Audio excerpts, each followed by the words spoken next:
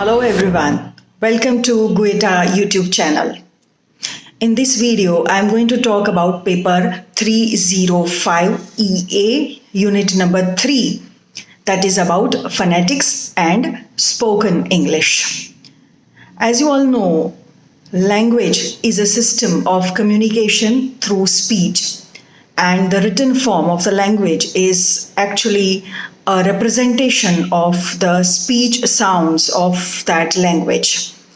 Throughout the day also, most of our communication is oral communication, and therefore it becomes very necessary for us to know about the correct sounds of any language. Because if your speech is not clear and if your pronunciations are not very clear, it may lead to a lot of misunderstanding. Imagine a situation if someone says the program is in the hall instead of saying the program is in the hall.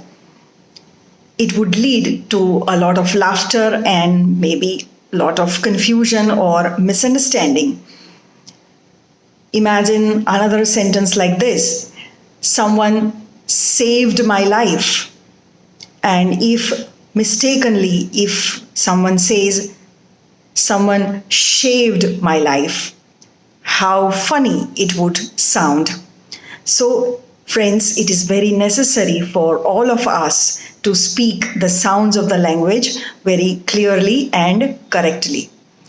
But when we speak the language, we seldom realize that it involves a complex process. There are a number of speech organs that are involved in the production of speech sounds. So first, let us have a look at the speech event, the chain which happens in the production of the speech sounds.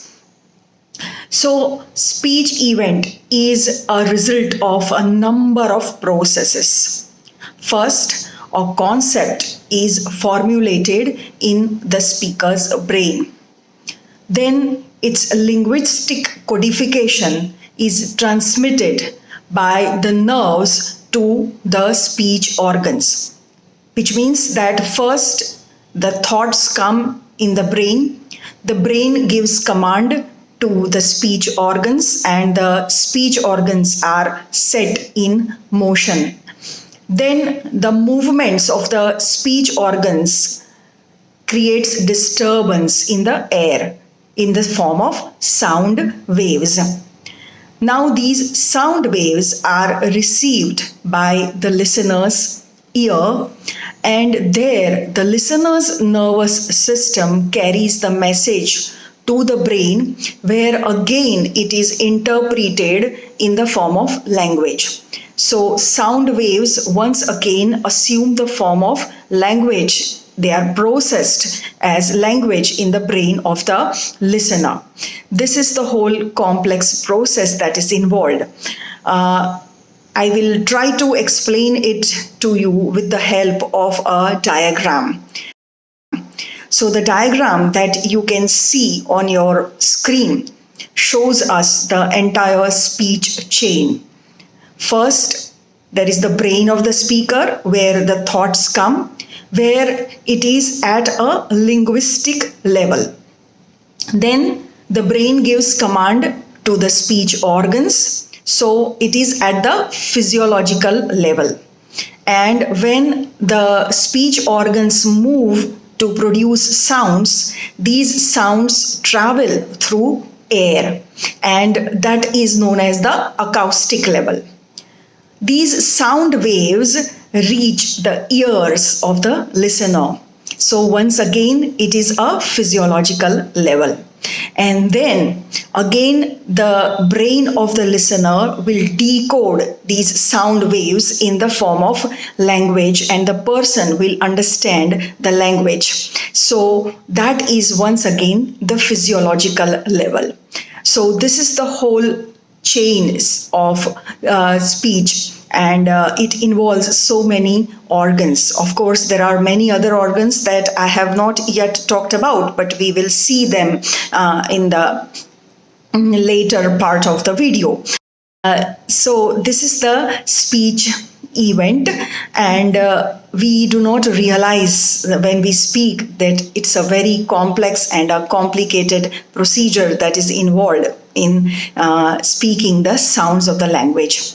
Another thing that we must remember here is that in order to communicate very effectively, the speaker and the listener must share the same linguistic code, which means there should be a common language for effective communication. If the speaker speaks one language which is not understood by the listener, then there will be breakdown in communication. So sharing the same language is the first requirement of effective communication. Now we are going to look at the articulators or the organs of our body which help us in the production of speech sounds. And these articulators are the parts of our body which are responsible for turning sound into speech. So there are two types of articulators: active or mobile articulators and passive or fixed articulators. Active articulators are made of muscles and therefore they can move, whereas the passive articulators are made of bone. They form part of the framework of the mouth and they do not move. They cannot even be trained to do something else. The active organs or the active articulators are lips, tongue, soft palate, lower jaw, uvula, vocal cords, and lungs. So you can move your lips, you can move your tongue, you can move your soft palate. Soft palate is that part inside your mouth when you try to touch it. You can try doing it yourself at home. Open your mouth, first wash your hands, and then put your finger inside your mouth on the upper side, very inside, and try to feel the soft part of your mouth. So that is known as soft palate.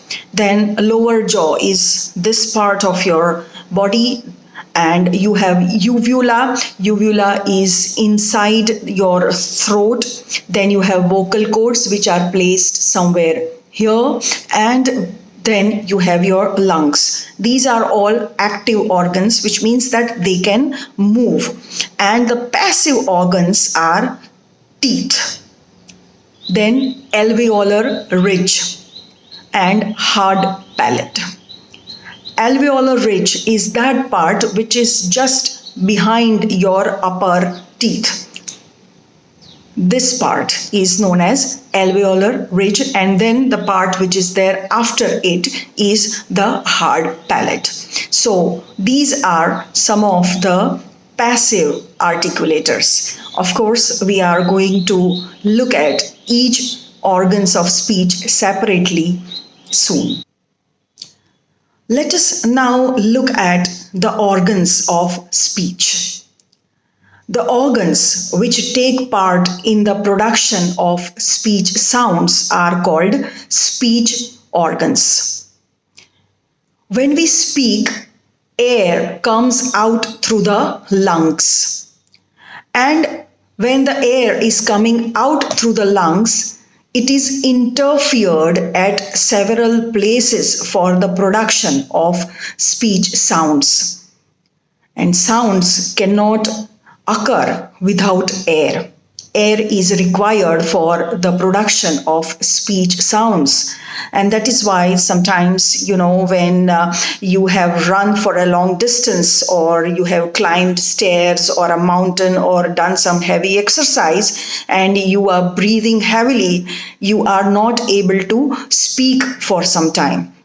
The reason behind this is that air is required for the production of speech sounds.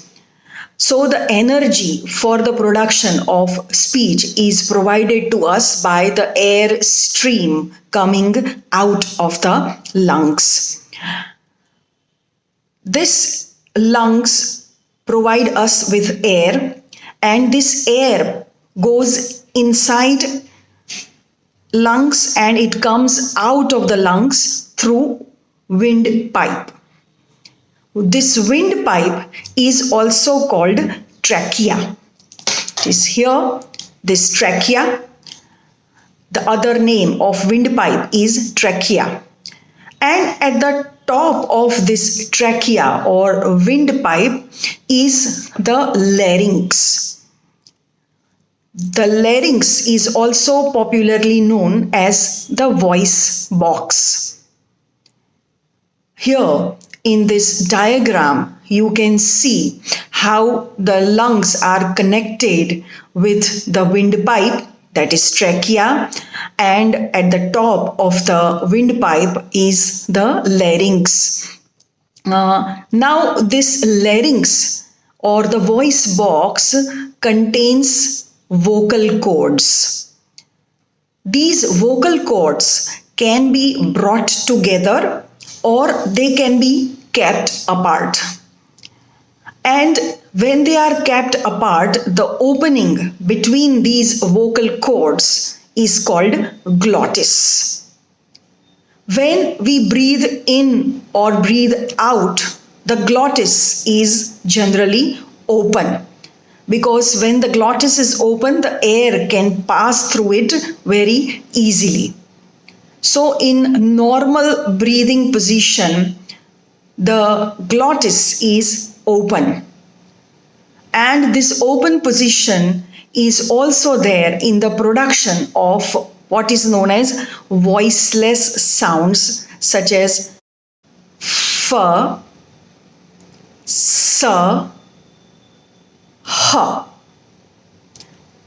You can see here that when you speak these sounds, the air is coming out of your mouth very easily. There is no obstruction of any kind.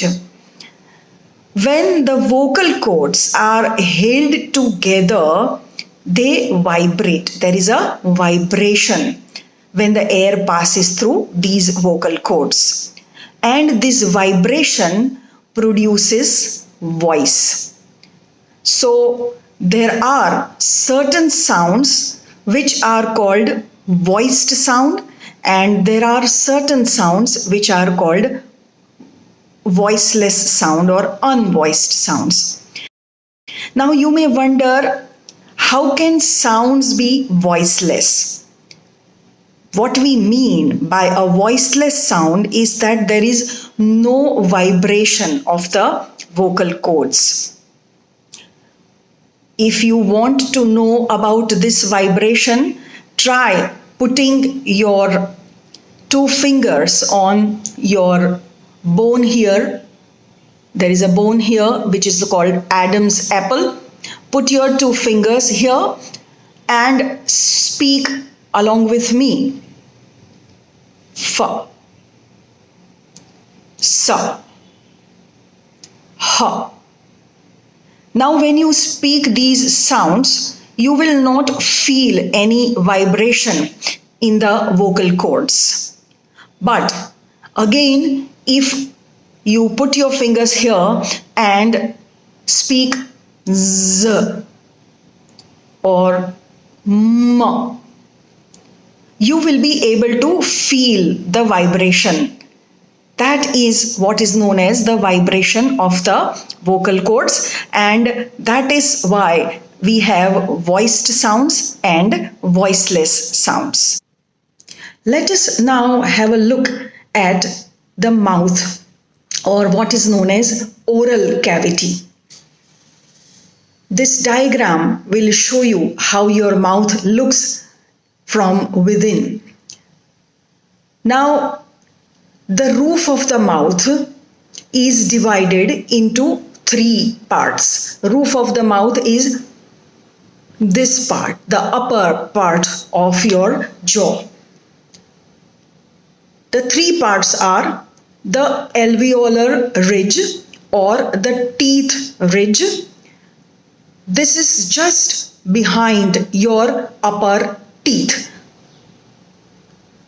Here, this part behind your upper teeth, that is known as teeth ridge or the alveolar ridge.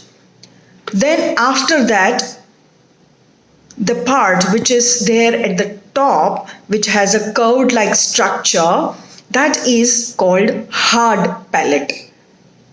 And then behind the hard palate is the soft palate. The other name of soft palate is velum. Now, this velum can be lowered to let the air escape through the nose.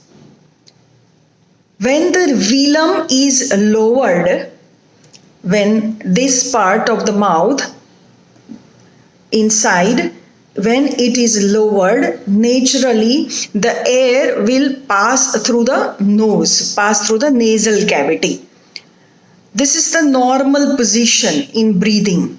So when we are breathing, the soft palate or velum is lowered. When the soft palate or velum is raised, when it is taken up, then the air will pass through the mouth because the nasal passage is blocked, and therefore the air will pass through the mouth. And it will also help in the production of oral sounds like p, t, k.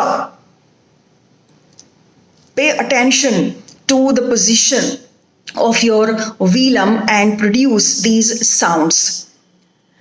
Now, if the mouth passage is also open, which means that the velum is neither raised nor lowered, it is kept somewhere in between, then the air will escape through the mouth as well as through the nose. And a nasal consonant is produced in such a situation when the air escapes both through the mouth and through the nose. Nasal consonant is produced. For example, ma, na. Try to speak these sounds yourself and you will realize that the air escapes both through the mouth and through the nose in these nasal sounds.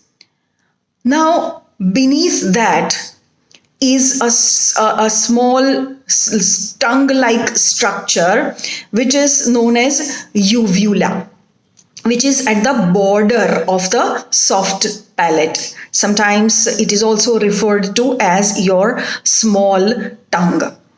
This is your uvula. Now, the tongue, the most visible part of our speech organs, the tongue, it has a lot of movement. It can move in different directions. And this tongue is divided into 4 parts. The first part is the tip of the tongue. This part is known as the tip. Then just after the tip is the pointed part of your tongue. And that is why we have this expression in English language, something is at the tip of my tongue, which means that I am able to remember certain things very easily.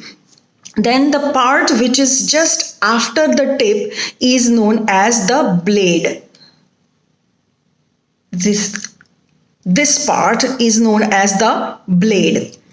Then after that you have the front. This part is known as the front, and then the part which is behind it is known as the back. If you take out your tongue, you will be able to see it very clearly. A number of vowels are produced with the help of the tongue, and vowels differ from each other because of the position of the tongue.